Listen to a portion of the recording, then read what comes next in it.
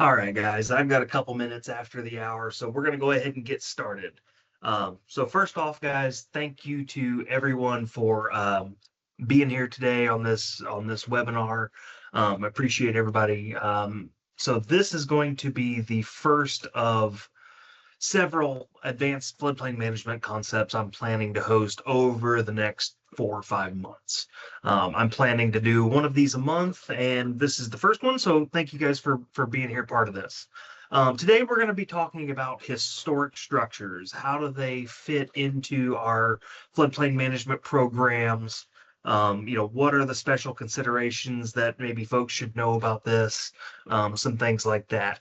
Before we get into all of that, though, guys, I do want to take a second to introduce myself. My name is Alex Van Pelt. I think I know pretty much everybody on the call, but just in case there are one or two stragglers who may not know who I am the Kentucky NFIP coordinator, also called the National Flood Insurance Program coordinator. Um, I'm also frequently called the state floodplain manager at the Division of Water. Part of my role is to be the state technical expert for everything flooding and floodplain management related in the Commonwealth. Um, Quick housekeeping before we get into the presentation itself. So first off, hopefully everybody noticed whenever you came on that you should have been muted or hopefully are muted. Would like you guys to please keep it that way. We are recording this webinar today. Um, we are planning to post this to the Kentucky Flood Risk YouTube page at some point, so you can go back and watch it again later at some point. So we are trying to keep everybody muted.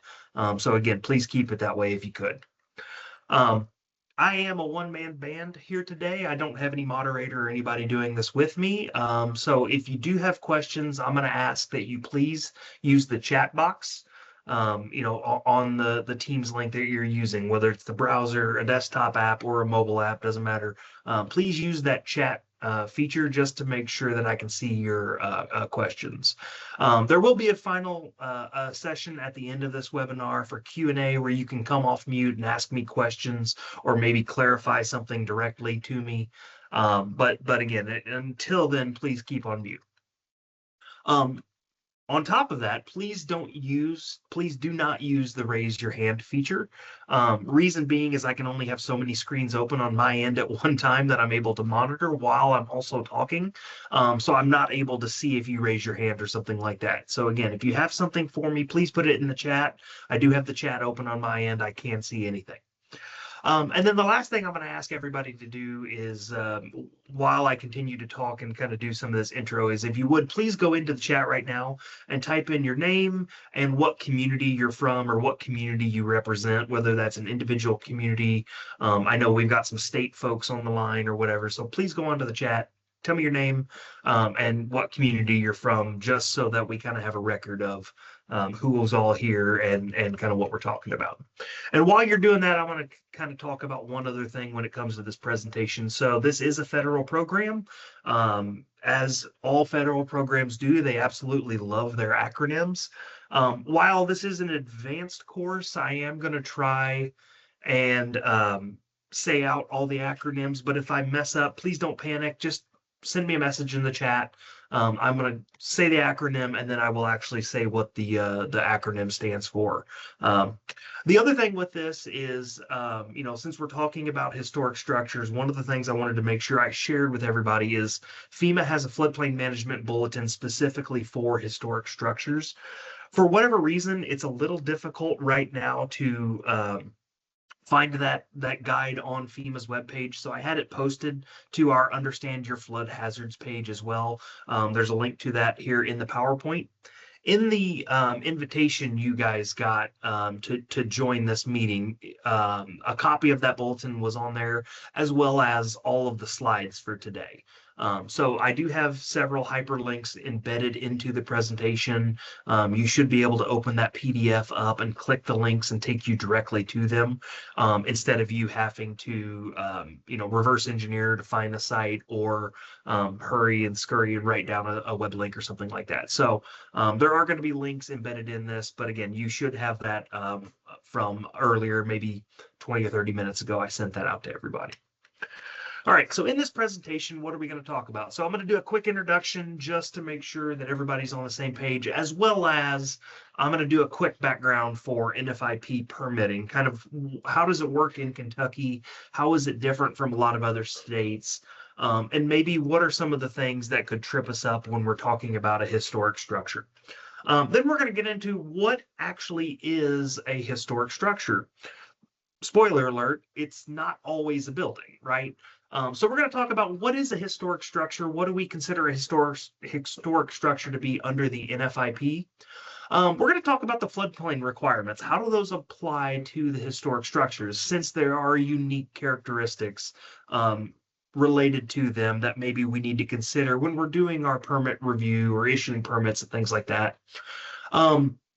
There is a variance procedure that's pretty common when we're talking about historic structures. So we're going to kind of go through what does that variance procedure look like, and what are some of the best practices you guys can be doing as state and local floodplain managers across Kentucky. I'm going to quickly touch on some of the insurance impacts of these historic structures, again, because there is a variance, insurance premiums are going to be impacted by that. So we're going to quickly touch on that because one of the things that is in that variance procedure is notifying property owners. So we're going to touch on that. And then the last 8 or 10 slides or so, we're going to talk about mitigating historic structures, because I don't want you to think that just because something is historic, it has to stay the way it is forever. There are mitigation projects and mitigation actions we can take to lessen flood risk on these historic structures. All right. Again, don't be afraid, guys, to ask questions in the chat as we go through this. So let's get into it. We're going to go through the introduction first. For anybody who's ever seen a presentation with me, I always start with this slide for a very particular reason, right? Why do we care about floodplains? Well, the mapped floodplains are inherently dangerous areas. They are the areas that are where a flood is most likely to occur, right? So I have this argument with folks all the time. The floodplain maps don't tell you where it has flooded in the past. They're not telling you where it's going to flood in the future. It's a probability map. Where is a flood most likely to happen?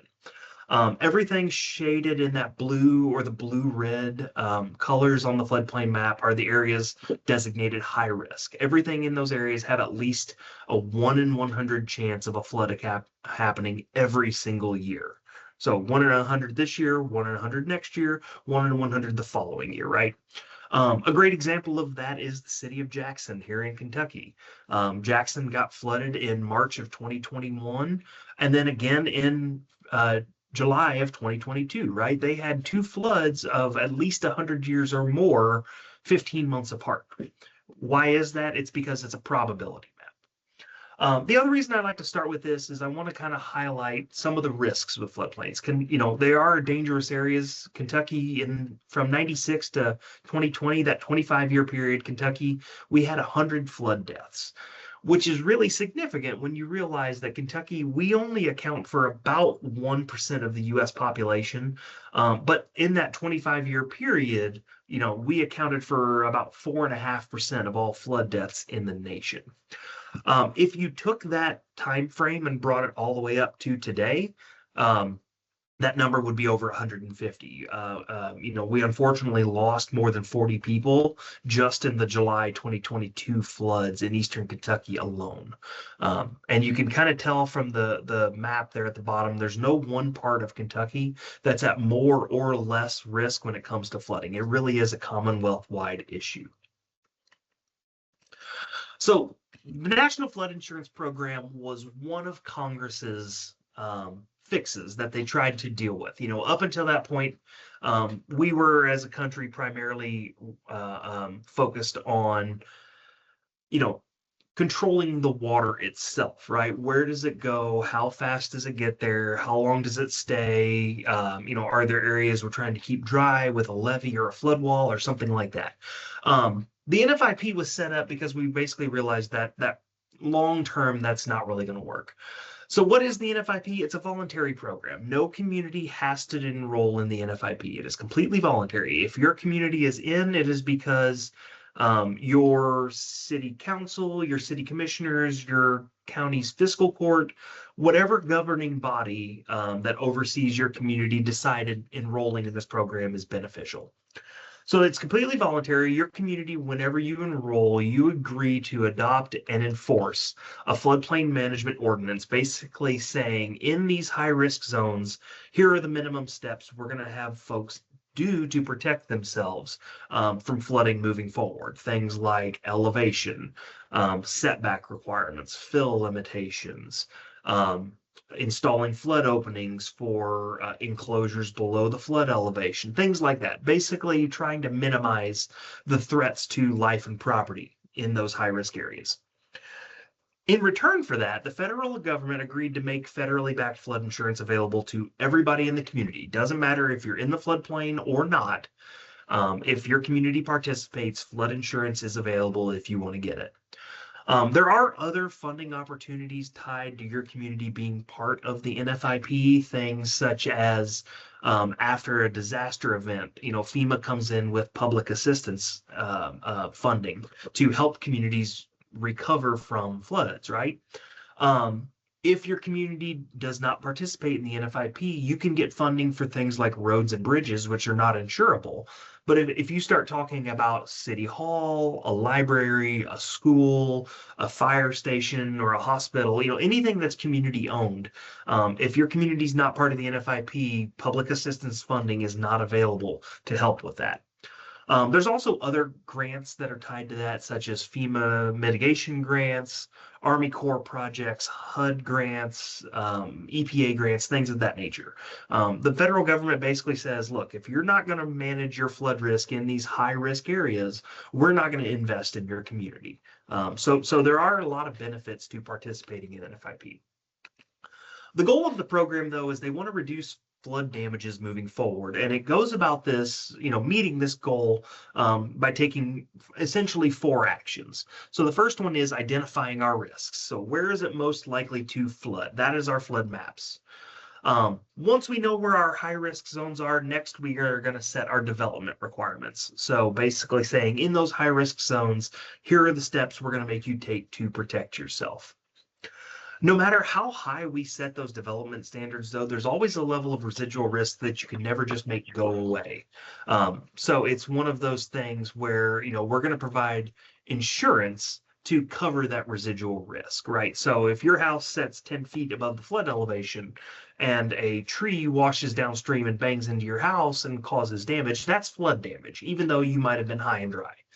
So the insurance is really there to make you whole. And then the last action is going to be mitigating existing flood risk. So that one is particularly relevant for this one because there have been European settlers in Kentucky for more than 200 years. But the NFIP is only about 55 years old. So for those structures, those historic structures that were in place prior to the NFIP, what do we do about them? Well, we're going to mitigate. We're going to take some action to reduce their risk moving forward. Best way to think about the NFIP is as a 4-legged stool, right? So you have to have all 4 legs of the stool kind of holding the program up. If you take any one away, the stool becomes unbalanced and it wants to topple over. All right. So now let's get into kind of a little bit of background on the NFIP permitting, National Flood Insurance Program permitting, both at the state and at the local level. So we're going to start with state. Kentucky, we are unique in that we have state level permitting authority. We are one of 2 states that actually have that, the other one being Iowa.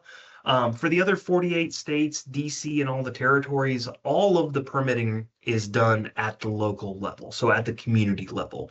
We're able to do something a little different in that we have folks in Frankfort who do this full time, where their entire job is to make sure that we're minimizing risk in these high risk areas. So that we're unique in that we have a state statute on the book that basically says no person, city, county, or other political subdivision of the state shall develop in any area in the floodplain unless plans and specifications have been submitted and a permit issued, right? So that state statute, KRS 151-250, is basically our legal permitting authority. That was passed by the legislature. There's another part of the Kentucky Revised Statutes 151-320 that basically says whether your local community participates or not, the community CEO, so the mayor, the judge executive, the city administrator, whomever, is responsible for enforcing the provisions of 151-250 and the state floodplain regulations. Again, whether you apply, whether your community participates or not, right? If you're interested, I put the link to the statutes. You can actually go there and read them if you like. There's dozens, just in part 151. So that's the statute. That's our legal authority. The statute is basically where are we trying to go? The next part is our administrative regulations. The regs are how are we going to get there, right? So Section 401 of the Kentucky Administrative Regs, Chapter 4, Part 60, that is our state of Kentucky floodplain requirements. That's where it actually spells out that if you're in one of those high-risk zones, this regulation applies to you. So you have to apply for any construction along, across, or adjacent to a stream if you're in one of these high-risk zones. The primary thing that we focus on, with the state regulations, though, is we really are trying to minimize risk to life and property, right? So the big overarching concern that applies to pretty much every application we receive is basically says that all new construction and substantial improvements of structures within the floodplain have to have the lowest floor, including basement, elevated to at least the base flood elevation. Base flood elevation being how high do we expect water to get during that 100-year flood. That is going to be the primary overarching requirement for all of the regulations, for all of the permitting that we do. Again, we want to make sure that if you're developing in these high-risk zones, that you're doing so safely. Now, with all of that being said, historic structures, they are unique in that they have additional characteristics that we're going to consider. We're going to get into that when we start talking about what a historic structure is. But I want to highlight this so that whenever we start talking about, special considerations or exemptions or variances or whatever later on, that you remember that this is kind of our overarching concern that we're starting with. At the state level in Kentucky, we have two floodplain permits. We have general permits, and then we have individual permits. General permits are basically for projects that are already pre-approved, right? So we have two general permits. We have floodplain development general permit and a non-substantial structures general permit. Both of these are for very specific eligible activities located in the floodplain. What I mean by that is these are for projects that are going to cause either no or negligible increases to the base flood elevations. So think of things such as installing a chain link fence or putting in a telephone pole or a power pole or something like that. While you are causing an impact, it's going to be negligible, almost to the point of it's unmappable, depending on how big or small your stream is, right? So with these general permits, you don't have to put in an application. You don't have to run a public notice like you do for an individual permit. If your project is listed in one of those specific activities, the general permit is your permit, right? Simply go to the webpage, either print or save the permit, and you're ready to go for the state. Now, both general permits do include exclusions, requirements, and conditions. So you have to be able to meet all of those for the permit to be eligible. So I highly recommend if you're going to use one of these general permits, give it a read through. And if you have questions, myself or David Coe, who's the supervisor of the floodplain management section here in Frankfort, either one of us would be happy to answer any questions you might have. The other one we do is an individual permit. And so this is basically anything that isn't specifically a general permit. If it's in the floodplain, it has to get looked at on an individual basis. We look at them one by one. So for an individual permit, we are going to require they submit an application. We are going to require that they run a public notice in the newspaper, basically notifying their neighbors of what they're planning to do. With the individual permit, you can find the application online. I'm going to show you that in a second, but you can also submit the application and any other data digitally now, either using the email dowfloodplain@ky.gov, Or you can use an e-form, and e-form is typically for groups who are doing lots of permitting. So think city and county public works, county road departments, things of that nature. If you're having folks submitting applications over and over and over, the e-form is really for them. You can find the general permits and the individual permits both on our Understand Your Flood Hazards webpage. Easiest way to find that is to go to Google and then just type in KY Understand Your Flood Hazards, and our page should be either the first or the second one that appears, depending on what browser you're using. When you get there, it's going to look something like this. The individual permit application is on the top right-hand side of our quick links, where it says apply for a floodplain permit or submit an e-form. You click the apply for a floodplain permit, and you're going to get a zip folder downloaded to your computer that includes application, instructions, public notice template, so you can put your public notice together, all of that, right? For the general permits, though, those are also listed in the quick links. So those are just a couple items down where you have the floodplain general permit and the non-substantial improvement of structures general permit. The last thing I want to point out on this page, and I get this question a lot, is who's the local floodplain coordinator? We also post a list of all the local floodplain coordinators for every city and county that participates in the NFIP in Kentucky.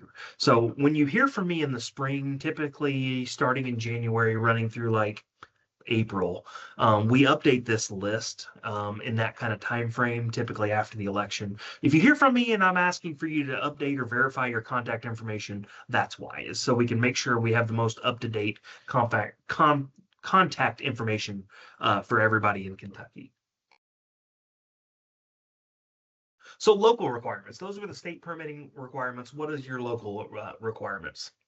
So all communities that are in the NFIP, you have a local, what's called a flood damage prevention ordinance.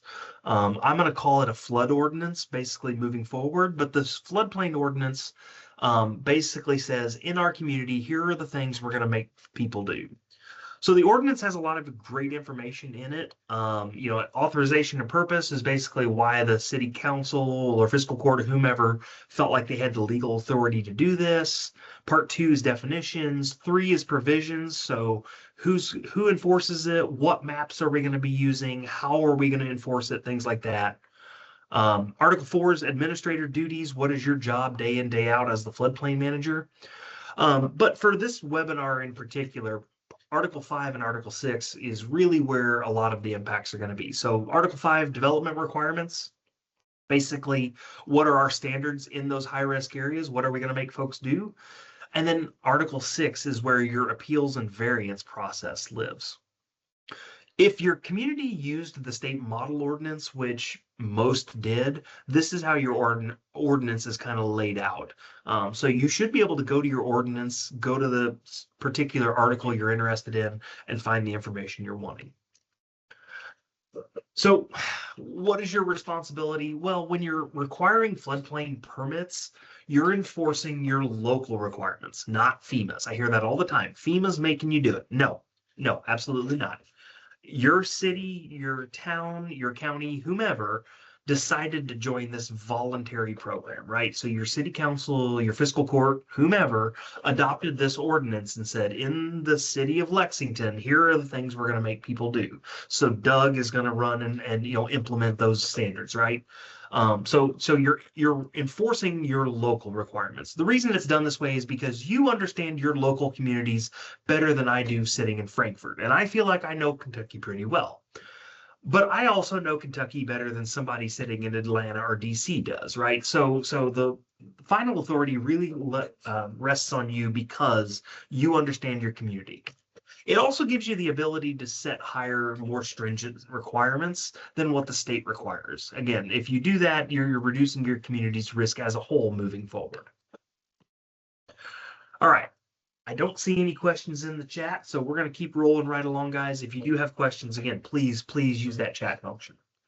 So let's get into what are we talking about when we're saying historic structures and how do our floodplain requirements actually apply to those?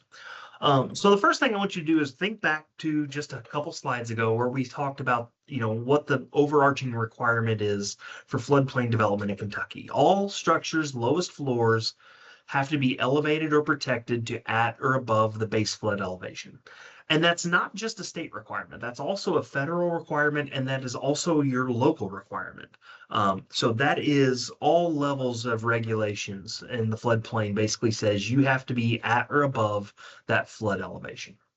That also includes your building's utilities, mechanical equipment, and ductwork, right? Anything that allows your building to function as it's intended or designed to be done all qualifies and all has to be protected.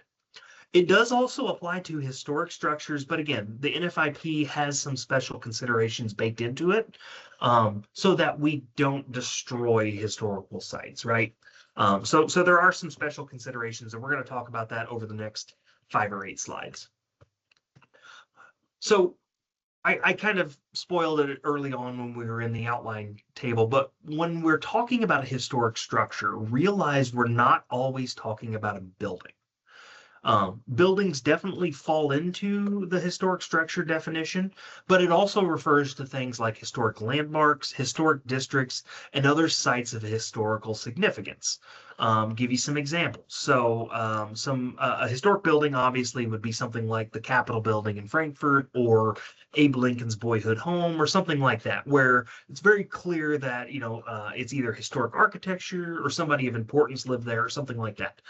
So the building's important. Historic landmarks would be things like Frankfurt has several Civil War era monuments set up to commemorate people from the community who maybe fought in certain battles, or there are some colored soldier monuments here in Frankfurt as well. Those would be considered historic landmarks. Historic districts would be areas of some of these small communities that have a very distinct flavor or a very distinct feeling to them. And we want to make sure we can maintain that, historic, distinct feeling moving forward. And then the last one would be other sites. So that would be things like battlefields, cemeteries, things of that nature, right? Where things of historical nature either occurred or people were put to rest there. Thankfully, though, with us wearing our floodplain managers hats, the federal regs do have a really great definition for what a historic structure is, and we're going to go through that section by section. There's four key parts, and we're going to go through them one at a time. But we're also going to talk on the next slide about the state and the local definitions as well. So 44 CFR is the Code of Federal Regulations. 59 is the definitions for the floodplain management section. Historic structures are basically any that are individually listed on the National Register of Historic Places. It also can be preliminarily listed, so it doesn't have to complete the registration process as long as it's deemed historical by the Department of the Interior, which I believe the National Park Service is the one who runs this register. As long as it's listed or preliminary listed, it is considered a historic building for our purposes. Part B, certified as contributing to the historic significance of a registered historic district. Again, it can also be preliminarily listed. It doesn't have to have completed the entire registration process. The other thing I want to mention kind of as we're going through this definition, guys, is I bolded some of the key aspects of each part of these, right? So the first one, individually listed. Second one, it has to contribute it to a historic district, things of that nature. Part C is individually listed on a state inventory of historic places. Kentucky, we do have a state inventory. The state group that oversees it is the Kentucky Heritage Council, but it's also commonly referred to as the State Historic Preservation Office, or SHPO, like SHIP-O. They are the ones in Kentucky who are overseeing a lot of this for our state list. And then the last one being a individually listed on a local registry of historic places that has either been approved by the Secretary of the Interior or by states that have approved programs, right? I'm not aware of any in Kentucky that have local programs, if you're aware of one, please drop it in the chat. I would love to learn about any who do. But for our purposes, most of what we're going to be talking about is going to be either number A or number C for this definition, individually listed on the National Register or individually listed on the state register, right? You'll notice when I talk about this definition, it didn't define what a historic structure is. It just said it has to be on one of these lists. What that means when it comes to us with our floodplain management hat is we don't have to go through and determine is something historic or not. That's not your job. Our job is to regulate the floodplain, right? If it's listed on one of these lists, then we can apply some of this historic structure special considerations, right? So we don't have to define what a historic structure is. That somebody else takes care of that for us. So that was the federal definition. The state definition has one that's almost word for word identical. You can find that in section 1 of chapter 4, part 60 of the state regs. Again, that's where our state floodplain regs live. There's additional information in there as well, but again, section 1 is our definitions. You can find that if you're interested. But you also have historic structures listed in your local ordinance. So again, if you use the state model ordinance, Article 2 for all the ordinances is definitions. It defines what you consider a historic structure. I would venture to guess that 99% of you out there have an identical definition to what the state definition is. But again, it is defined in your ordinance. So if you have questions, if you need to look that up, whatever, your ordinance has that in it. Another thing that's in the definition section of your ordinance is your substantial improvement definition typically does not include historic structures, provided that they are able to keep their historic designation. So we're going to talk about that whenever we get to the variance section about how that plays into our substantial improvement requirements. But if you look at your definitions in your ordinance, typically substantial improvement calls out historic structures specifically.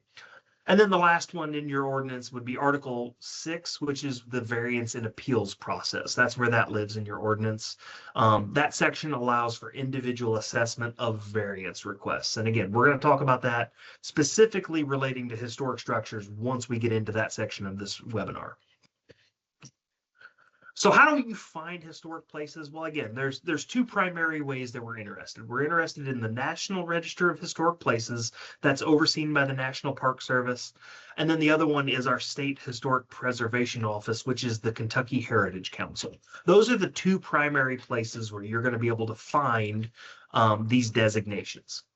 So for the National Register, the National Park Service has a really great database that you can search. You can go in and tell it, I'm in Kentucky, I'm in Franklin County, I am in the city of Frankfort, and it will actually pull up a results that's actually going to show you all of the historic structures located in the city of Frankfort, for example. So when I did this example, you can see in this image, one's a monument, two are monuments, and one is actually a building in a historic district.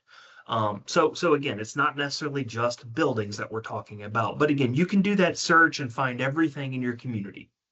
The other option, and this is the one that I kind of personally prefer, is the National Park Service also has an interactive map that's going to show you the geolocations of where those structures are located at in your community on a map that you can easily then go and find.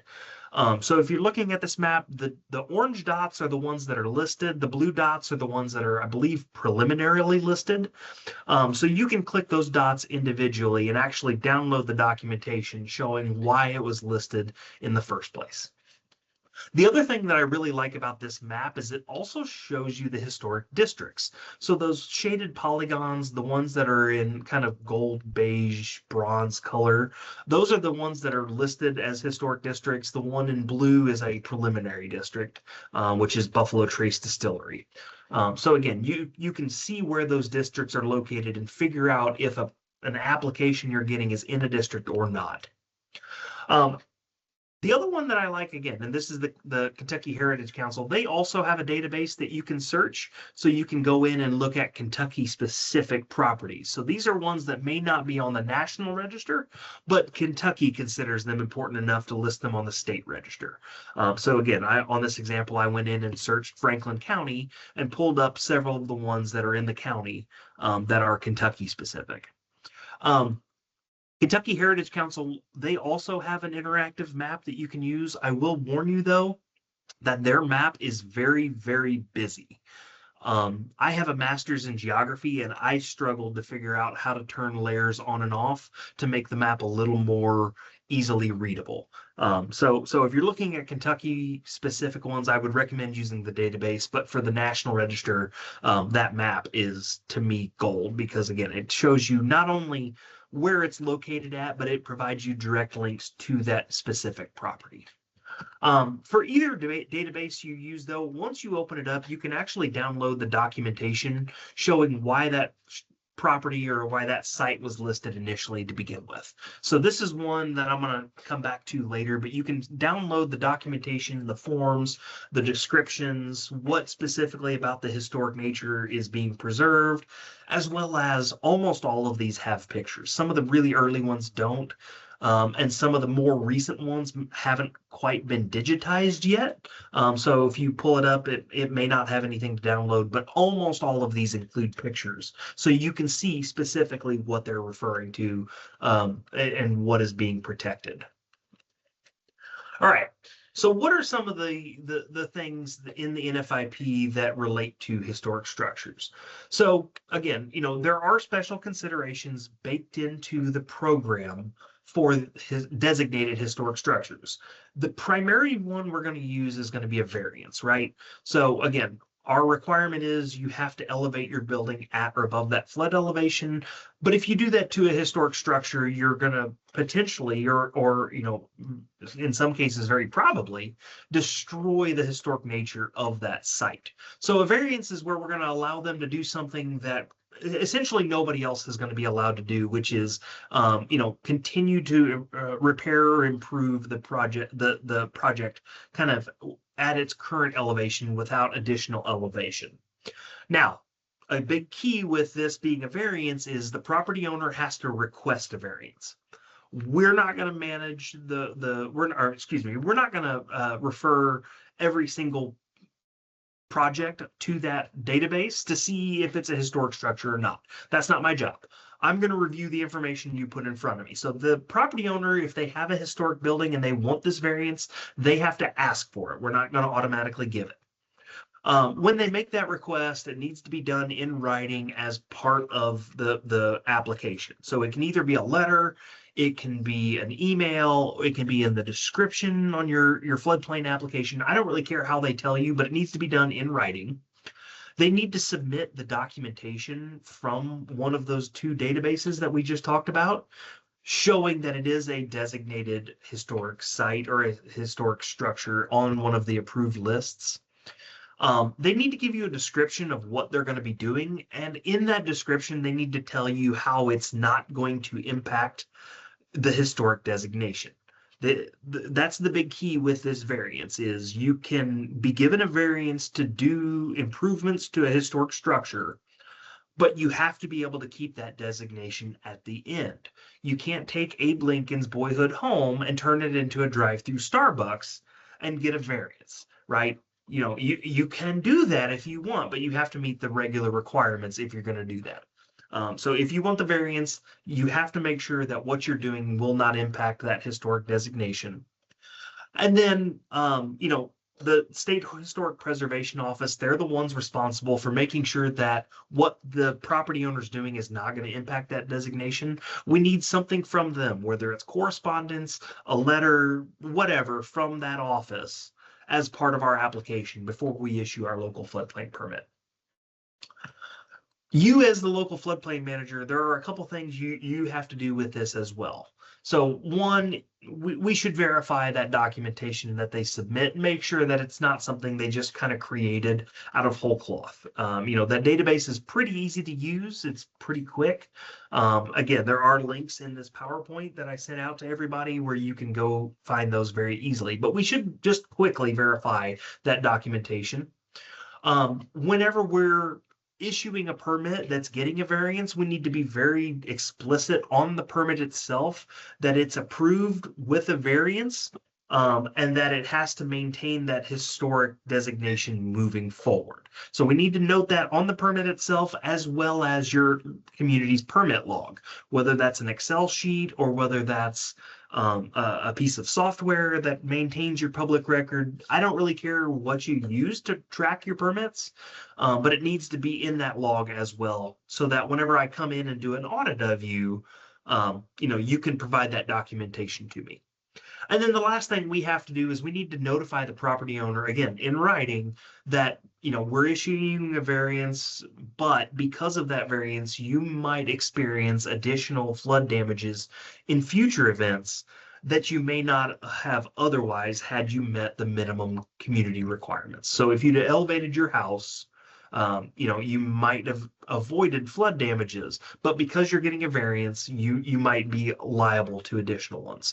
Hopefully that makes sense to everybody. I don't see any questions or anything in the chat yet, but we need to be very, very clear, very explicit with these property owners that if you're going this variance route, you might take additional flood damages, period, full stop. So there's a couple things I want to cover about getting these historic designation. Reason being is typically when I have this conversation with people in the public and they find out there is a variance that would allow them to improve or repair their property without having to elevate, they're going to line up around the block to try and get it. So I want you guys to kind of understand what goes into getting this designation. It's not a free pass. It's not super easy, but it's not super difficult either. It just takes additional work. Tina, you asked how do variances impact NFIP status for historic structures? It wouldn't. If they get an approved variance and if they're able to maintain that historic designation, it's not going to impact their status. So it's not going to affect it's not going to what am I trying to say? It's not going to affect their insurance, or it's not going to negatively affect you as a community or anything like that if you issue a variance for historic structures. Now, I will say that historic structures are pretty much the only variance we consider at the state level. Any other variance requests, I'm not aware of one that we've issued in the 10 years that I've been here. So, historic structures, that is about the only variance. But again, we're going to talk about that when we get to the variance section. So obtaining that designation, what goes into it? The National Park Service has a really great webpage on their website for how to get a property listed. If somebody's interested, I recommend sending them there. You can also look at the actual federal regs for what it takes to get listed. So again, the regulations are, how are we going to actually implement the law Congress passed? You can take a look at that as well. A lot of it boils down to, though, there is a 3-part application that whoever is interested in that historic designation would have to approve. Part 1 is a freebie. Part 1 is where you're just submitting to the National Park Service or to the Kentucky Heritage Council what the significance of that individual building, for example, would be, to history, right? So you have to make your case for why this building deserves to be designated on that list and then therefore be eligible for this variance later on.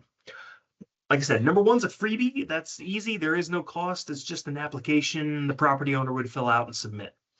Once you get into part 2 and part 3, though, there are fees associated with it, right? So you're not necessarily saving money going this route, because you are going to have to pay a fee to get it listed, depending on how expensive your rehabilitation costs are.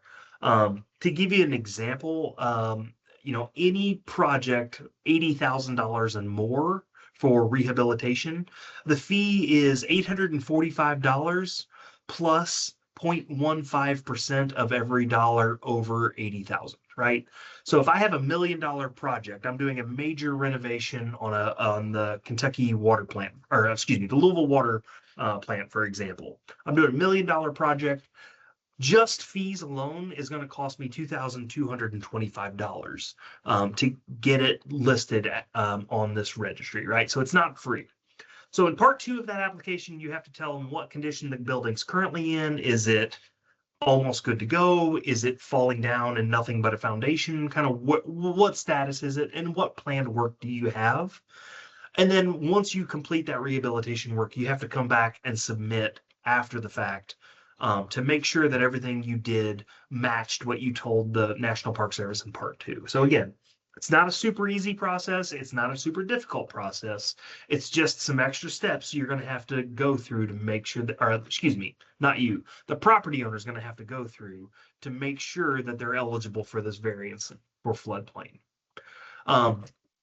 Once the application is done, you will submit that to the State Historic Preservation Office. Again, the Kentucky Heritage Council. I've included a link here to their webpage for how to list a property as well.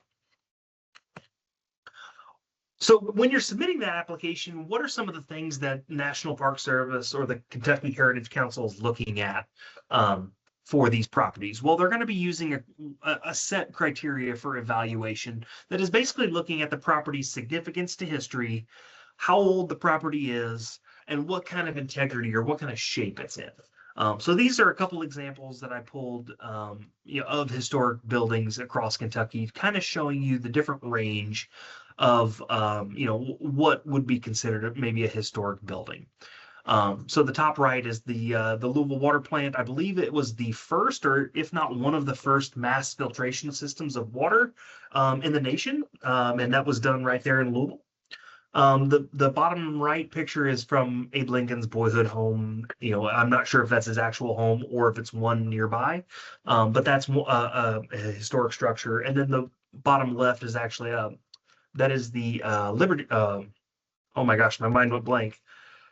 Liberty House, I think, here in Frankfurt. I actually got married at that building, which is why it's embarrassing that I forgot. It's actually Liberty Hall. Thank you. There it is. Liberty Hall here in Frankfurt. So what are the criteria that they're looking at when they're evaluating these buildings? Because again, you can see there's a wide range of what the buildings look like. So they're looking for things like, is the building or is the location associated with events that has significantly contributed to our history, right? So this would be things like Gettysburg, the Battle of Bull Run, or Liberty Hall, maybe in Philadelphia, where they signed the Declaration of Independence. Those are very clear distinctions that, that location contributed to U.S. history or to our history. B is associated with the lives or persons, significant persons in the past. So the log cabin example I showed just a second ago, anywhere else that would be just a log cabin, while still important to history, that one is more important because Abraham Lincoln lived in it, right? And he is considered to be a great figure in U.S. history. So that's one that that gets additional consideration. Other things would be distinctive characteristics of a type, a period, or a method of construction, a master at work, areas that possess high artistic values, things like that. A great example of that would be like the French Quarter in New Orleans.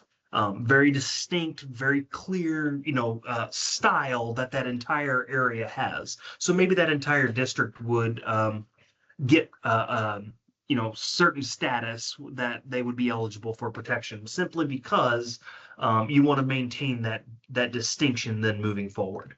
And then the last one is the site either has yielded or might yield important information for history or prehistory moving forward. So we want to preserve sites from development so that we don't lose that history then in the future of Big Bone Lick State Park or something like that.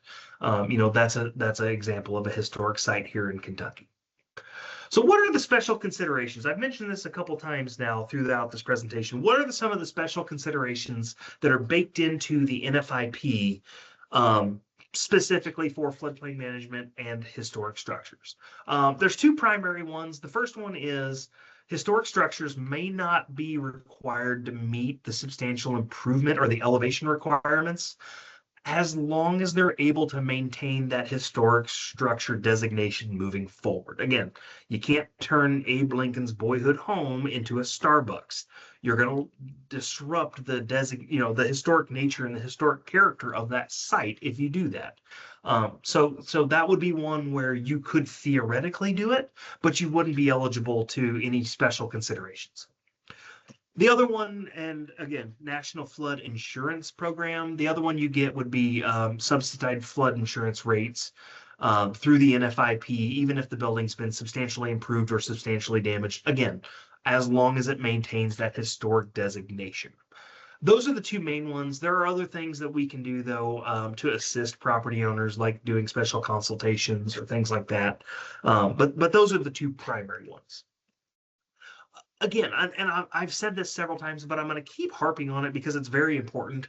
When property owners of historic buildings or historic structures are getting this variance to not meet the floodplain requirements, we need to let them know that they might encounter additional flood damages that they may not have if they would have met the minimum requirements. So we need to note that on the permit itself. We need to note that in our permit record system, whether it's, papers in a file folder, again, or a digital storage archive, whatever, we need to make sure it's very clearly listed that this property got a variance for meeting the minimum requirements. The other thing I want to talk about before we start getting into the variance procedure, and this is specifically with development of structures within historic districts. Specifically, I'm talking about either new structures, so something coming up on a vacant lot, or what's called non-contributing structures. Non-contributing structures are basically those that are, while they might be in a historic district, don't actually contribute to the historical significance of the district. If you look at the image there on the right, that's the public safety facility in downtown Frankfort on 2nd Street. It's right smack dab in the South Frankfort Historic District, but you can pretty clearly tell that this is a modern building, right? So this building is not contributing to the historic significance of the district. The key point I want to drive home here is that just because you're in a historic district doesn't necessarily mean you're eligible for that variance. I want to be very, very clear here because we've run into a couple instances in the past where somebody was absolutely convinced that they were eligible when they weren't. Just because you're in that district does not make you exempt from the floodplain regulations. You have to be a contributing structure. Non-contributing structures, you're still required to meet all of the minimum requirements at the state and the local level.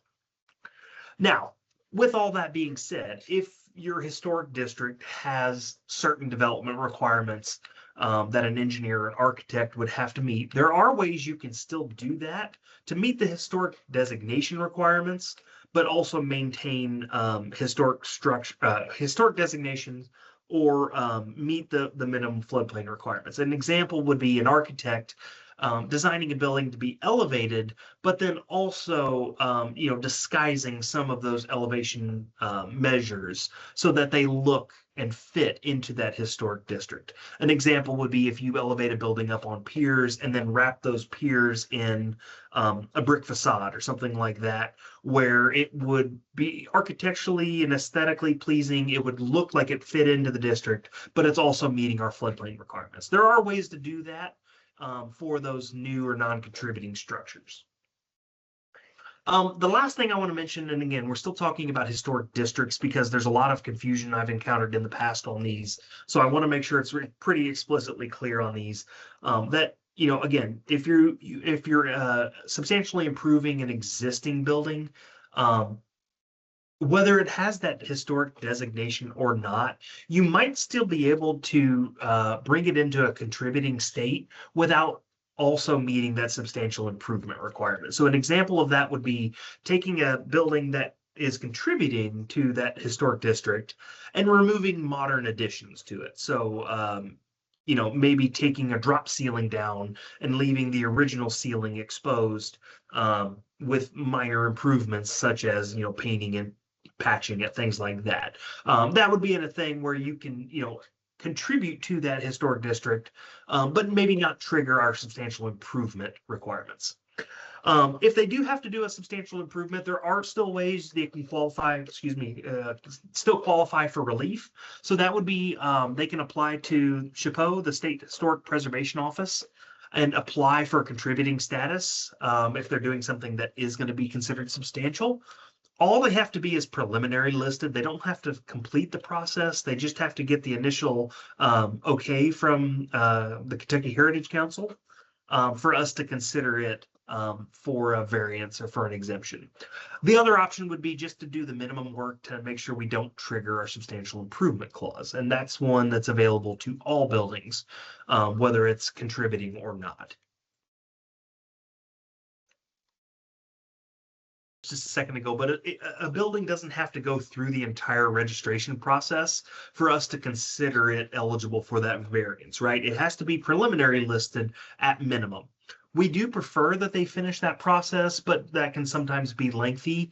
And the rehab they're doing might be part of getting on that list, right? So if they're preliminarily listed, we can still consider them for that variance. But we do need to make sure, again, that they're maintaining that historic designation moving forward. Now, I just said this, maintaining a historic designation. What does that actually mean? The National Park Service and the Kentucky Heritage Council, they talk about adverse effects. This would basically be doing anything to a historic building that's going to significantly diminish the historic integrity of the property, or altering its location, design, setting, materials, workmanship, feeling, or association, essentially damaging the qualities that make it historic or significant to start with. So we're trying to avoid these adverse effects. Again, this is not something we necessarily as floodplain managers have to be the ones to do. You guys are not experts in historic buildings, neither am I. My job is not to determine what makes a building historic. My job is to enforce the floodplain ordinances. Kentucky Heritage Council, that's their job. Let them make that decision. We just need to make sure we see the documentation from them telling us what has to be done or what has to be maintained for that to occur. If there's any issues with these adverse effects, there is a section in the National Historic Preservation Act, Section 106, that can usually help to address that. But again, that's not for us to do. Whenever we're working to avoid these adverse effects, again, the documentation or the correspondence needs to be between the property owner and SHPO, the State Historic Preservation Office. I'm not an expert, again, neither are you. So don't play one on TV, leave that up to the people who actually do this for a living. We just need to make sure that any correspondence is provided to us, or any official documentation from their office is provided, that we can keep as part of our permit record. That's the main thing for us when we're reviewing those applications. All right. Taking a look at the chat, I don't see any questions since Tina asked hers, so we're going to keep rolling right along, guys. We're going to go through this variance procedure, and then depending on how long this takes, we may or may not do a break. We'll see kind of where we're at. All right, so variance procedure. How does that work when we're issuing our floodplain permits, specifically relating to these historic structures? So first thing first, when they're requesting a variance, we need to make that determination of, is it historic during the permitting process? This is not something we should be doing once a permit's issued or after the fact. It needs to be determined to be historic beforehand. If it's not, that's the end of the variance request. If it's not historic, they're not eligible for the variance for historic structures, full stop, right? So we need to do this at the very, very beginning. It should be one of the first things you review on the application. Next, the property owner needs to submit that documentation to us, and they also have to request that variance to us in writing on both applications, state app and the local floodplain applications, right? If they get a variance for the state, but they don't from the local, you have to meet whatever the more restrictive requirements are. So if you issue a local permit to elevate, they have to elevate, even if the state permit allows for a variance, period. Um, Again, and they also, if they're requesting this variance, they are going to have to, or excuse me, if they're not eligible and they're requesting a variance, they're going to have to meet all of the local floodplain ordinance requirements. They're going to have to elevate, they're going to have to flood proof if it's non-residential, they're going to have to install flood openings, things of that nature. When they're applying for these permits, they need to submit the documentation to us. Your job as floodplain manager is to be a regulator. We're regulating development in the floodplain. I'm not, again, not an expert in historic structures, so you have to submit the information to me and I will review what you give me, period. You don't have to be the one going down hunting this information. So they should submit documentation and correspondence between them and the Kentucky Heritage Council confirming the designation, as well as documentation showing that the work they're planning to do isn't going to preclude that historic designation. One things to note, again, you can, as a community, request that the State Historic Preservation Office conduct a review of the plans to make sure that what they told you and what they told them match. So you can actually go to the Kentucky Heritage Council's webpage and reach out to them, and they're happy to review those construction plans. All right, variance procedure. What does that actually look like? So thankfully, the variance procedure is spelled out for us in federal regs. There's 7 parts to it. We're going to go through it part by part by part, just to make sure you guys have a kind of a clear picture. I've talked about all of the parts already leading up to this, but this is where it spells it out in official regulations. So part 1, variances shall not be issued in the designated floodway if there's going to be any increase in flood levels that would result. So basically, if you have a historic structure in the floodway, even if they get a variance, or even if they're eligible, I should say, for a variance, if they're going to cause a rise, we cannot issue them a permit. No rise requirements still apply. They still have to hire a professional engineer. They still got to do an H&H, hydraulic and hydrologic analysis on that project for their application. If it's going to cause a rise, we don't issue a variance. Again, full stop. End of the discussion. Part 2 of granting variances doesn't apply for historic structures, so I didn't include it here. There's no point in us spending time on it, so we're just going to move on. Part 3, variances shall only be issued by a community upon a showing of good and sufficient cause. Again, they have to come to us showing that they are requesting a variance and that they deserve one. They have to be listed. They have to show a determination that not granting the variance is going to result in an exceptional hardship. For a historic structure, that's going to be losing its historic nature, its historic designation, things like that. So, that's, again, one of the few variances we issue for floodplain at the state level is for historic structures. To give you an idea of how hard it is to meet that exceptional hardship requirement in the variance procedure, the Americans with Disabilities Act, which requires buildings to be designed so the disabled people can access them, that is not enough of a hardship to get a variance when we're talking about floodplain requirements. So, if a building is required to be elevated, even if somebody is disabled, that building still has to be elevated. Sorry. Like I said, historic structures are one of the few things where there is a determined exceptional hardship that can be demonstrated. And then part 3 of this is demonstration that granting a variance will not result in increased flood heights, additional threats to public health or safety, extraordinary expense, nuisance, fraud or victimization of the public, or conflict with existing local laws or ordinances. So again, we can't issue a variance if you're going to create an increase in flood heights or going to put additional people at risk if a flood were to occur. Variances shall only be issued upon a determination that the variance is the minimum necessary to afford relief. If we say, the building has to be elevated to above the flood elevation, and they say, no, it's a historic building, I'm going to get a variance. We don't have to give them everything they ask for. We only have to give them the minimum to afford relief. So, for example, if somebody has a historic building and let's say they want to move it closer to the floodplain, in fact, they want the lower supports of their back deck to be touching the water, and that's what they say they need. We don't have to give them that. We can just say, no, no, no, you can get a variance for rehabilitation of your building in its existing location at its existing elevation. We don't have to give them everything they want. The variance just needs to be the minimum necessary. That's the key. Part 5, a community shall notify the applicant in writing that issuing a variance may result in increased flood risks as well as increased premiums up to as much as $25 for every $100 of insurance coverage. Again, for historic structures, that doesn't necessarily apply because they're eligible for lower insurance premiums just because they are historic in nature. And then we also need to notify them that construction below that elevation could put in life and property at risk. Again, we need to be very explicit in that.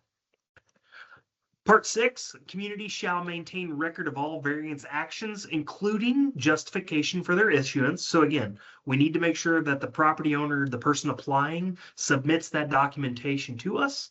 And then we need to make sure we keep it for our permanent record to show that, yep, this property is not necessarily compliant, but they have a reason for not being. And then the other thing we have to do is report the variances. It talks about reporting them to the federal insurance administrator. That's not necessarily done quite as much today, but one you do absolutely need to let know is the state NFIP coordinator, aka me. Preferably let me know as soon as you get the variance request, but absolutely, absolutely, absolutely let me know before you issue a permit with a variance on it. Again, my job is to be the state technical expert and to kind of help you avoid potholes that maybe you don't know exist. So always, always, always, if you get a variance request, always contact me first. And then the last one is variances may be issued by a community for new construction and substantial improvement for functionally dependent use. I don't know of any historic structures that are functionally dependent uses. An example of that would be a marina. It has to be out over water because you park boats there. You can't put it up high and elevate it, right? So it has to be at water level. That's a functionally dependent use. Again, I'm not aware of any historic buildings that would meet this criteria, but I left it on there just because there might be one, and I wanted you all to be aware. But that's the variance procedure. Again, it's spelled out in the federal regs. A lot of it's stuff we talked about throughout this presentation, but I wanted to make sure it was very, very clear. The last thing I want to do when I'm talking about variances, I want to be very clear about when the variance does not apply, because that's just as important as when it does. We talked about a couple of them. If we're doing something in the floodway that's going to cause a rise in base flood elevation, variance does not apply. If they can't show no rise, you're not eligible for a permit, let alone a variance. So they have to be able to still show no rise if they're in the floodway. The other one, and again, I've emphasized this probably a half a dozen times now, but if they're improving a historic structure or repairing a substantially damaged historic structure, and what they're doing is going to result in the loss of its designation as a historic structure, they're not eligible for the exemption. If they're going to lose that historic designation, they have to meet all state and local floodplain requirements, period, full stop. They have to elevate at that point. The other thing I want to kind of emphasize when we're talking about these variances is you don't have to issue a variance, right? As the floodplain manager, if you're not comfortable with it, or if you think it doesn't necessarily apply, or if your community just decides we're not issuing variances for historic structures, that's fine. It is your community program. The owner is simply requesting a variance when they're applying for their floodplain permit. We don't have to give that to them. Hopefully you all understand that. I don't see any questions or anything in the chat, but we don't have to give them everything they ask for. In fact, we don't have to give them a variance at all if we choose not to. All right. So let's talk some best practices on historic structures for floodplain managers. During the permitting side, again, make your job easier. Require that the person applying submit all of the historic registered data, as well as the communication between them and the Kentucky Heritage Council. Make them submit that to you. Don't go out and headhunt that. Don't go and look it up yourself unless you really want to. Make your job easier, make them give it to you. If they don't give it to you, they're not eligible for a variance, full stop. The other thing you can do is when you're actually issuing a permit with a variance on it, again, be very, very clear that there is a variance on this. So include a condition on your permit that basically says this property has to continue to maintain its historic designation. Otherwise, this variance is null and void. Put something on there in the conditions that is showing that this property got a variance and that it needs to be protected. And again, the other thing you need to do is contact me before you issue any variance ever. Variances are the quickest way, besides not updating your ordinance when new maps come out. It's the quickest way for your community to get put on probation, if not suspended from the NFIP. So contact me before you issue any variances. You can email me directly, or you can email the water@ky.gov email I have here, and reach out to me that way. Either's fine. You need to clearly note the existence of the variance, and then again, make sure that they know in writing that they're eligible for potentially increased risk as well as increased insurance costs. The last thing I want to show you kind of before we move on to the mitigation section is I want to show you an example of what some of this historic registered data looks like. So this is in Lawrence County, this is Haynes Park Cemetery. When you go onto the National Register, you can actually, or excuse me, on the state or national register, doesn't matter.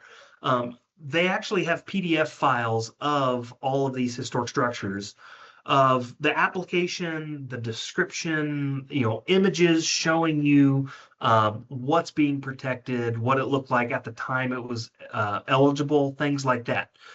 It's basically a record of here's what it looked like on the day the designation was made. So if you go back to it 10 years later and there's a second story added and a pool or something like that, you can very clearly tell like this is no longer historic in nature.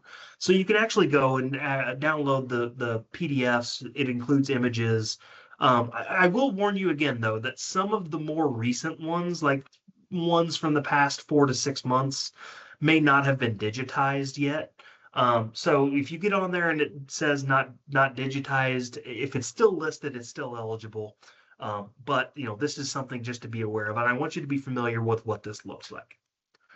All right, and then insurance. I told you I was going to briefly mention insurance. There are things we can do as floodplain managers that are going to directly impact the people that are developing in the floodplains. It's going to directly impact their pocketbook, and the main way is going to be through insurance, right? So anytime you have a federally backed loan or anytime you're obtaining federal grants or some other type of financial assistance, flood insurance is typically going to be required. Give you an example is if you're getting individual assistance from FEMA, they're going to make you carry flood insurance on your property for the next 3 years as part of that assistance you're getting, so that if there's a flood the following year, you have insurance. When we're talking about historic structures and flood insurance, they're considered pre-firm buildings, meaning they existed before the NFIP was set up. So we're not going to hold them or we're not going to penalize them for not meeting a standard that didn't exist at the time. So historic structures, they're eligible for that subsidized rate. It might be a little different now since FEMA updated how they rate flood insurance policies about 2 years ago. That might be a little different, but again, they are still eligible for cheaper flood insurance compared to a post-firm structure built the exact same way. The last thing I want to note when it comes to historic structures is increased cost of compliance funding, ICC funding. ICC funding is part of your flood insurance policy that is there to help bring your building into compliance with your floodplain ordinance. Historic buildings, though, if they're getting a variance to redevelop, at the elevation they already exist, they're not eligible for that ICC funding because they're not going to be bringing that building into compliance. They're getting a variance from that, so they're not eligible for that funding. It's just something to be aware of that, when you issue a variance, you're going to affect these people's pocketbooks. So ICC funding's not available. While they might get subsidized insurance, they have a higher risk of a flood occurring, so they're going to be paying more deductibles. They're going to be paying potentially a little higher premiums. They're going to be paying for any additional cost overages and things like that. So it's going to hit them in the pocketbook what we're doing when we're issuing them floodplain permits. I just want you guys to be aware that while insurance isn't necessarily the main aspect of your jobs, it is part of this program. All right. I'm not seeing any questions yet in the chat. Again, if you have questions, guys, please don't hesitate. I promise not to call you out if you have a question. But feel free to send me a message in the chat. Otherwise, we're just going to keep going. We've got about 10 slides left, and I think this shouldn't take us more than 10 or 15 minutes. So we're going to go ahead and wrap through this, and then we'll open it up at the end for Q&A. So the last one is mitigation of historic structures. Just because a building is historic doesn't necessarily mean that it can't be mitigated.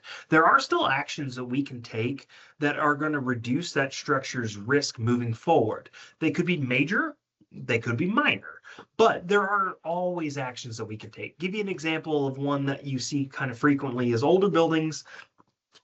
Typically those row house type storefront buildings with an apartment above or something like that, those typically have a lot of the utilities installed at ground level, right? Because that's the easiest place to put them when they were built.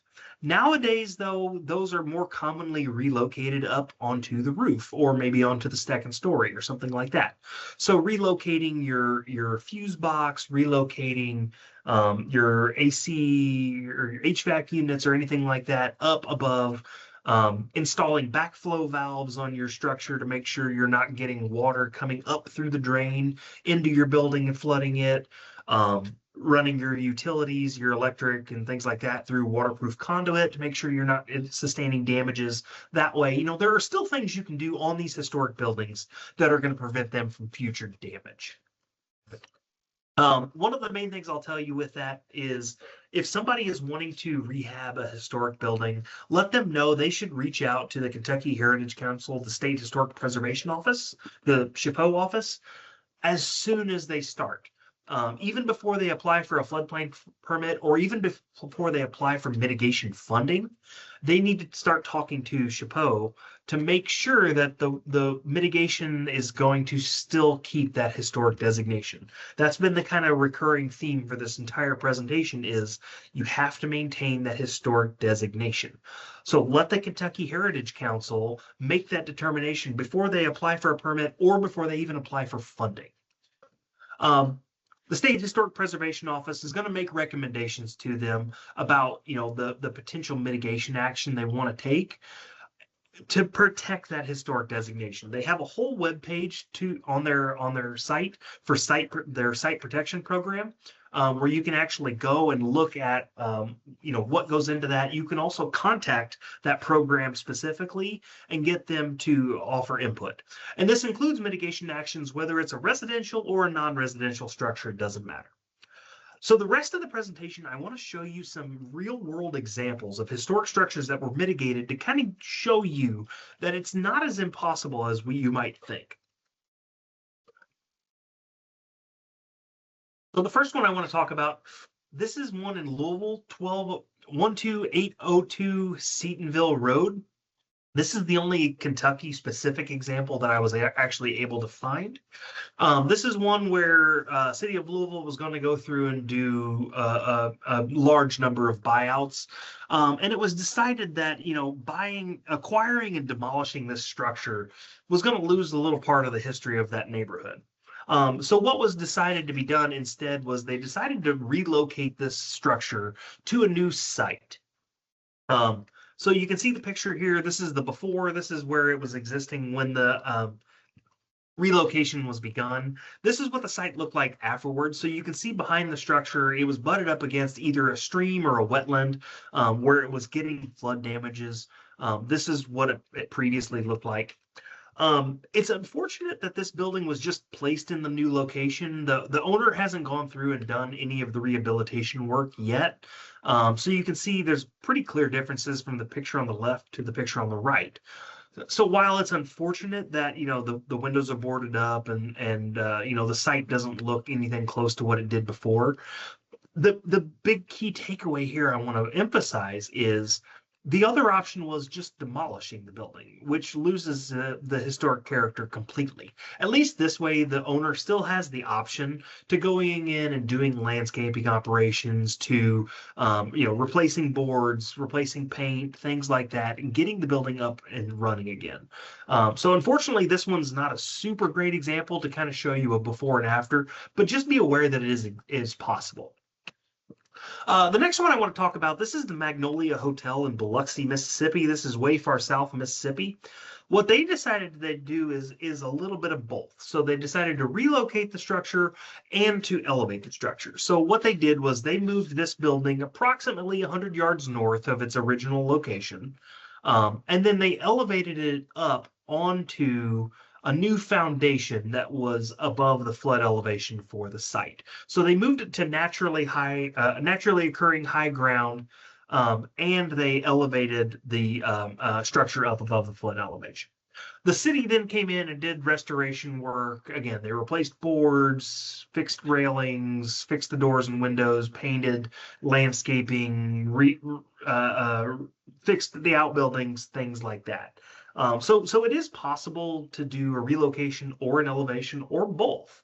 It just kind of depends on what the individual characteristics of the individual site or the individual property look like. Another example, this one is a historic residence in Mandeville, Louisiana. What they decided to do here was they decided to go ahead and just elevate the structure in place. There wasn't naturally occurring high ground anywhere, so they just decided to raise it. So what they did here was they used a cradle of steel beams going back and forth underneath the structure, and then they used hydraulic jacks to actually lift the structure up in place a couple inches at a time. As it was raised, they go underneath and they build the safety foundation. So you can see in those red boxes, those are the steel beams running underneath the structure. As those beams are being raised by the hydraulic jacks, they're building these safety foundations underneath, so that at the end of the day, if maybe they're not quite to the elevation they need to be, they can set the building down and reduce stress on those jacks. Maybe prevent the jacks from failing.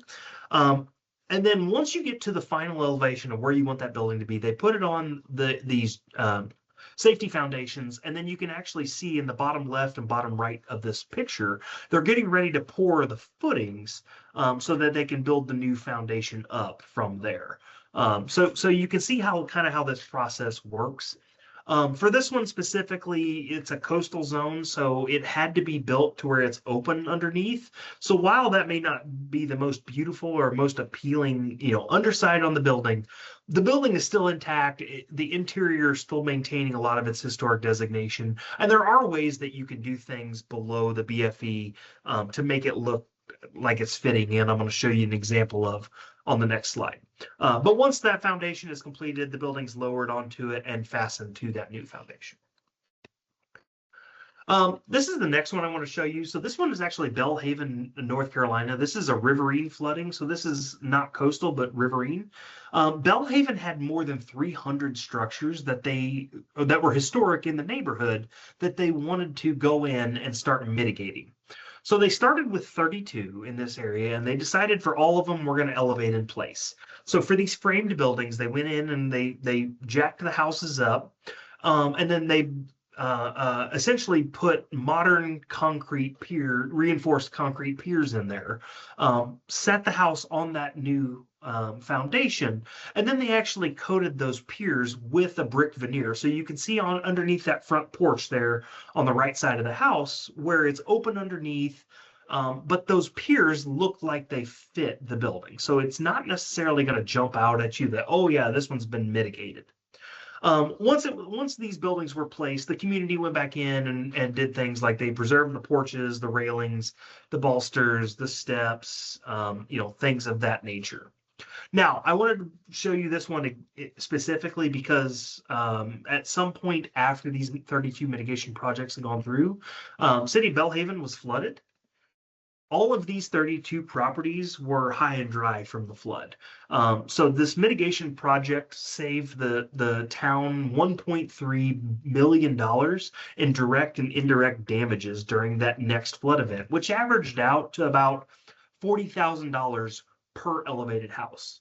So you can see really quickly, it only takes one flood that's going to pay these mitigation projects back, kind of in really quick succession. And again, that was for one flood event. The next 10 flood events hopefully are going to be below where this house was raised, and you're going to save that money then for all of those then moving forward. Bellhaven does have plans, they said, for mitigating the rest of that 300 plus structures. But as of the time of the publication that I was reading, that was still an ongoing project. This one is also from Carolinas. So this one is Charleston, South Carolina, 113 Calhoun Street. Anybody who's been to Charleston and kind of walked the waterfront area, this is very typical construction. I actually saw this house in person and didn't realize at the time it was mitigated until much later. So I've actually seen this house with my own eyes, and I had no idea that it had been elevated about 2 feet in place. So for this one, they again raised it using those hydraulic jacks and that safety that safety foundation system. Once it was elevated, they put it on a modern concrete footing and then covered that concrete footing with brick veneer again. So it's going to blend in. This one, though, they actually used the original brick from the previous foundation and just used that as the veneer on the outside. So it still looked like it had old weathered bricks. They also did other things. They elevated the utilities. They redesigned the load path of the structural elements of the house to make sure you're not seeing any sagging or any leaning or anything like that. You can kind of tell the image on the left, there's a couple spots on the roof particularly that look like they're sagging, whereas the image on the right, post mitigation, doesn't. They also did other things. They put decorative wainscoting up to the base flood elevation, again, to make it look like it fits into the historic district, which it absolutely did. Again, I saw this with my own eyes and didn't know it had been mitigated. The last example I want to show you is for a non-residential example. So this is Darlington, Wisconsin. They decided to flood-proof their row front businesses. Again, the picture in the top middle is a pretty common building setup for a lot of downtowns across Kentucky. So in this example, what they decided to do is they were flood-proofing. They took advantage of the fact that the first floors of all these buildings had elevated ceilings. They had very high ceilings, allowing them to actually raise the internal floor of these structures to where you have steps going up and into the building now instead of just walking in at street level. They also filled in any basements or any openings underneath to make sure there was nothing underneath that would potentially get water in it and hold water. And then they also used removable watertight floodgates to kind of finish off this flood proofing. So you see that architectural drawing in the bottom left. You can see the flood wall running across the front of some of these buildings. Those red shields that are installed there, those are actually removable gates that the property owner or whoever's maintaining the building or owning the building at the time can actually go in and install those when the flood's coming. So those are typically for places where you see flooding coming up over time versus, flash flooding. It's not necessarily good for flash flooding type events, these removable gates, but they do make automatic gates now. FloodSmart did a whole presentation at the CAM conference this year on some of their products, and one that would work particularly well would be they make gates that actually sink down into the sidewalk in front of the building. And then the water itself is what actually activates and raises the gate. So as the water level comes up, it raises the gate with it, keeping the inside of the building dry. So whether somebody's there or whether you're in Florida on vacation, doesn't matter. They were actually able to, waterproof these buildings.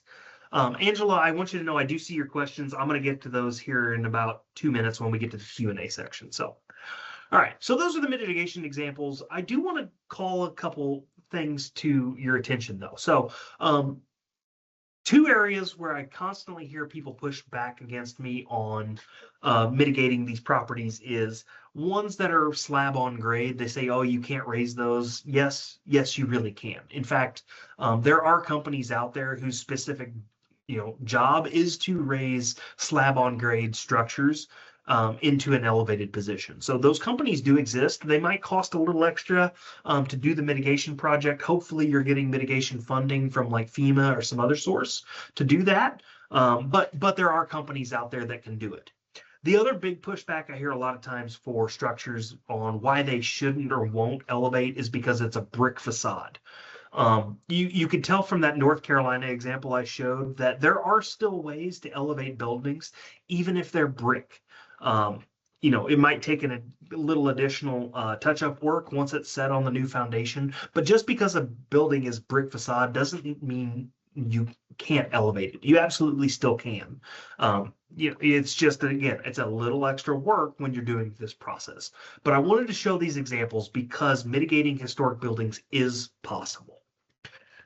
Okay, kind of coming in for our home landing. So what are some of the key takeaways that I want you guys to walk away from this? If you don't remember anything else, these are the main things I want you to take away with you. First, the applicants must request the variance in writing on their floodplain permit applications. If they don't make a request, we're not going to consider them for a variance. Even if we know it to be historic, doesn't matter. If they're not requesting the variance, they have to meet your ordinance requirements. Second, anyone requesting a variance has to show that the structure is historic and that their proposed work isn't going to preclude it from being listed with that historic designation. Again, that is on the person applying for the floodplain permit to show you as the floodplain manager. We don't have to go out and do a lot of this legwork for them. They have to do it for us. Third, if the historic building is in a floodway, the no rise requirements still apply. Even if it's a historic building, even if that historic building is eligible for variance, doesn't matter. They still have to show no rise. And then the last one is mitigation of a historic building is not only possible, it should be strongly encouraged when you're talking to people wanting to rehab these historic buildings. Again, it can be minor things like, relocating some of your utilities above base flood elevation, installing a backflow valve on your drain in the kitchen or something like that. It can be minor things, but they should absolutely consider doing mitigation actions while they're doing their restoration. The last thing I want to say to you guys is don't panic. My job as the state floodplain manager, as the NFIP coordinator, is to be the state technical expert for everything flood related. So if you have questions about historic buildings, if you have questions about the variance procedure, if you have questions about is this documentation from Kentucky Heritage Council good enough, whatever. If you don't know, come to me, let me know. I am your state expert. If I don't know, and that does happen on occasion, I will find out because I know the people who have the answers. So come to me first. This is my contact information. Hopefully all of you have it. Again, since you got my email to get on this webinar, hopefully you have it.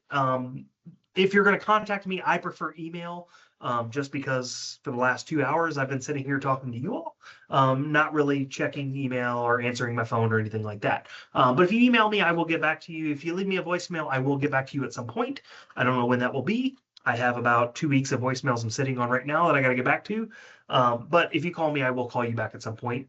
The other option is you can reach out to our Division of Water general contact, so water@ky.gov. Just tell them you're interested in floodplain and they're going to get you to the appropriate person, whether it's me, whether it's Casey Lynn, Sean, David. There's a lot of folks that can answer your questions. And then before we start the Q&A, the last thing I want to highlight, guys, is again, this is the first in a series of advanced floodplain management concepts trainings I'm going to be doing over the next couple months. The plan is to do it the third Tuesday of every month at 2 p.m. Eastern, 1 Central. We just did the historic structures. Next month is going to be floodways and floodway encroachments. In the new year, we're going to look at new residential structure requirements. What are some of the things that are required by your local ordinance? February, we're going to talk about accessory and ag structures, RVs, and fuel tanks. So these are some of those things that, while you may not necessarily be putting somebody's house or business at risk, these are other things that are very, very common in the floodplains. In fact, for a lot of small communities, these are almost all of the floodplain activities that are happening in places like Horse Cave or City of Milton, or smaller communities across the Commonwealth.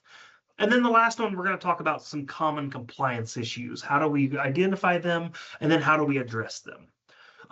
There's also other trainings that are going to be coming up in the spring to early summer. So CAM is going to be doing their regional trainings in March or April. Those dates haven't been set yet. We're going to do that in about 2 or 3 weeks when the CAM board meets. And then I'm also going to be doing a substantial damage week with Nathan Lathrop, who's my FEMA counterpart. We're going to be doing a whole week specifically focusing on substantial damage and how do we deal with it during and after a disaster as the floodplain manager. So there's a lot of trainings coming up. You'll be hearing from me in the coming weeks relating to those. And with that, guys, that is the end of my presentation. So if you want to drop off here, you can. I do have a couple questions in the chat I'm going to address. So if you want to stick on and hear the answers to those, you're welcome. You're also welcome to unmute yourself and ask questions through this Q&A session, and we'll go from there. But for those of you who are getting ready to drop off, thank you so much for being here with me today, guys. Really appreciate your time, and I hope you learned something, and I hope you take something away with us. So Angela, you had several questions in the chat. Your first one was, I assume the person requesting the variance carries the burden of the State Historic Preservation Office review and the 106 compliance. Is that correct? Is there a nominal fee associated with the review with SHPO? The answer is yes. The person applying for the floodplain permit is the one responsible for coordinating with the Kentucky Heritage Council or the National Park Service or whomever the agency that's overseeing them. They're the ones who are going to have to go with them. They're also the ones where if they create one of those adverse effects that we were talking about, they're the ones who are going to have to deal with SHPO or the National Park Service through that 106 process to get that corrected, or they're going to get removed off the list. So yes, the burden is on the property owner. The burden is on whoever's applying for the permit. The burden's on whoever's asking for the variance. Angela, the other question you asked is the city of Darlington, how did they maintain ADA compliance when they raised the floor? And the answer to your question there is I don't know. I don't know. The architectural drawing we saw was steps. I don't know if they had some type of elevator system that was built in. I don't know if the city maybe created an elevated walkway for that entire stretch and maybe had a ramp up to that elevated walkway. I'm not sure. I can put you in touch with the building sciences group at FEMA headquarters. They would probably be able to answer your question there.